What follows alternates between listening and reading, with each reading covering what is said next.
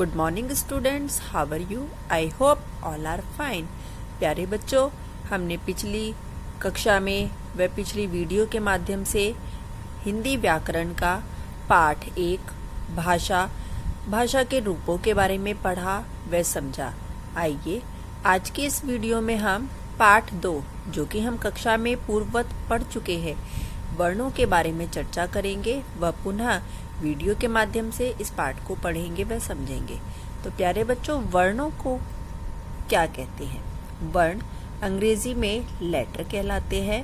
जैसे अंग्रेजी की वर्णमाला में अल्फ़ाबेट्स A, B, C, इस तरह से हिंदी की वर्णमाला में भी वर्ण होते हैं, जैसे अ, आ, ई।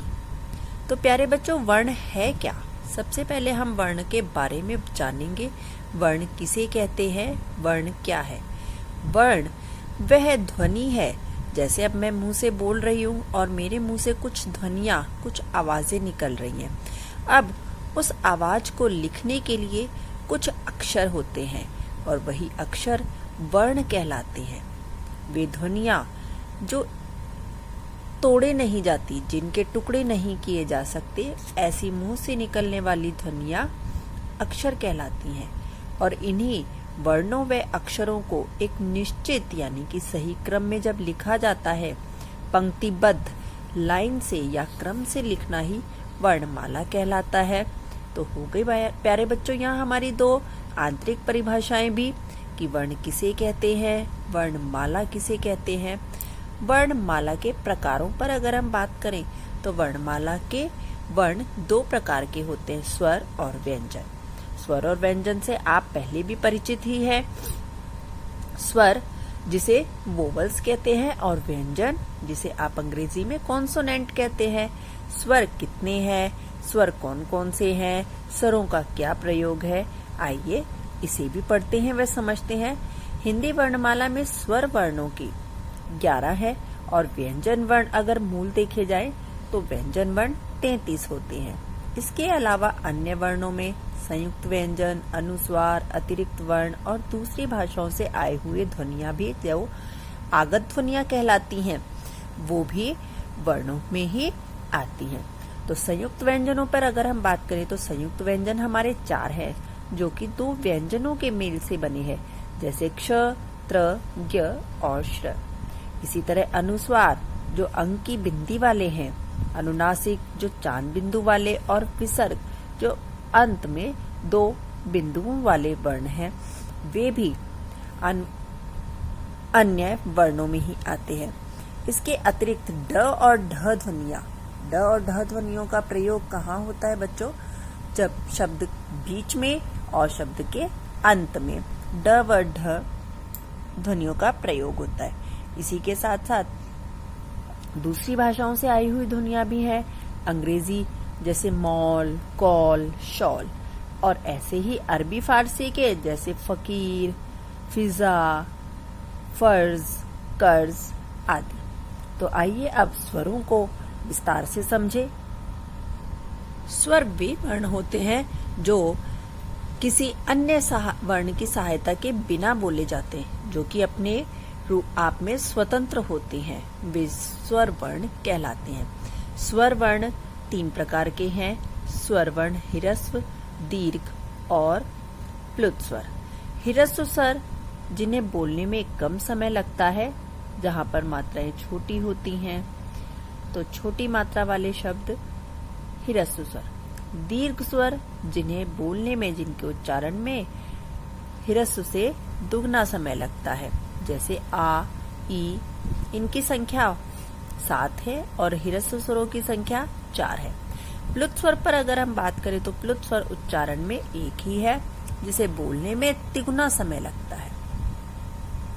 अनुस्वार वे ध्वनियां जैसे गंगा, कंचा, अंग, जिनका उच्चारण करते समय ध्वनि नाक की सहायता से निकलती है, और अनुनासिक में नाक व मुंह दोनों की सहायता से।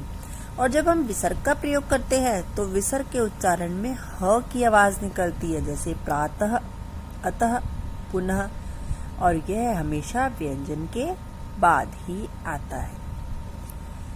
आ ये ध्वनियाँ अंग्रेजी भाषा से आई हैं। जैसे ऊपर चांद के आकार के रूप में लगता है, जैसे मॉल, बॉल। अभी मैंने आपको पहले भी इसके बारे में बताया। तो ये थे हमारे स्वर वर्ण। आइए आगे समझते हैं स्वरों की मात्राएं। अब जितनी भी हमारी मात्राएं हैं वो स्वर के चिन्हों से ही बनी है। तो हमारे स्वर वर्ण कितने थे प्यारे बच्चों? 11। तो 11 स्वर वर्णों से ही हमारे कुछ निश्चित चिन्ह बने हैं जो कि मात्राओं के रूप में प्रयोग होते हैं। जैसे अ। अब अ की कोई मात्रा नहीं होती तो बिना मात्रा वाले शब्द जैसे कमल, रमन, चमन आदि। आ की बात करें तो आ की मात्रा का चिन्ह एक डंडे के रूप में होता है, जैसे चार, अचार आदि। ई इमली, उसकी मात्रा आगे से लगेगी इस तरह के रूप में, गिन, बिन। तो इस चार्ट में प्रस्तुत सभी मात्राओं के चिन्हों को बताया गया है और वह उनसे निर्मित दो दो उदाहरण आपके सामने प्रस्तुत हैं। आइए अब व्यंजनों पर चर्चा करते हैं। व्यंजन वर्ण क्या है? व्यंजन, तो प्यारे बच्चों व्यंजनों को बोलने में हमें स्वर वर्ण की सहायता लेनी पड़ती है। कोई भी व्यंजन है तो व्यंजन का उच्चारण बिना स्वर की सहायता से नहीं किया जाता। अ व्यंजन को हलंत लगाकर लिखा जाता है। अ स्वर के साथ व्यंजन को हलंत रूप में प्रयोग किया जाता है। अगर हम व्यंजन की बात करें तो हिंदी में मूल व्यंजनों की संख्या 33 है। संयुक्त व्यंजन, जो दो व्यंजनों के मेल से बने हैं वो संयुक्त व्यंजन है। जैसे क और श से निर्मित क्ष, त और र से त्र। तो देखो इनके उच्चारण में त और र दोनों की आवाज आती है। ऐसे ही संयुक्ताक्षर, संयुक्त व्यंजनों की तरह ही संयुक्त अक्षर भी होते हैं जो दो अलग अलग व्यंजनों के मिलने से बने हैं। इन्हें संयुक्त व्यंजन भी कहा जाता है। जैसे आधा च और छ, यह हलंत वाला वर्ण है, हलंत वाला व्यंजन वर्ण है, यह स्वरयुक्त नहीं है। इससे बना मच्छर, अच्छा, अन्य, वन्य आदि। अगर हम द्वित्व व्यंजनों को पढ़े तो द्वित्व का मतलब होता है दो, जो एक ही व्यंजन दो बार, एक जैसे व्यंजन दो बार मिलकर जो शब्द बनाते हैं वो द्वित्व व्यंजन होते हैं। जैसे बच्चा, सच्चा, पक्का आदि। अब है हमारा अगला उपविषय र के रूप। तो र के रूप भी कई तरह के हैं। र एक ऐसा व्यंजन है जिसे हम अलग अलग रूपों में प्रयोग कर सकते हैं। तो सबसे पहले र के मूल रूप को पढ़ते हैं। मूल रूप में र स्वतंत्र व्यंजन है। र में हम किसी भी मात्रा का प्रयोग करके शब्दों को बना सकते हैं। जैसे र में मैंने छोटी ई रिक्शा, बड़ी ई से रील, ओ की मात्रा से रोम, और साधारण अगर देखें तो पर, गरम, रूप, इस तरह से शब्दों का प्रयोग किया है। मात्राओं के प्रयोग से शब्द बनाए हैं।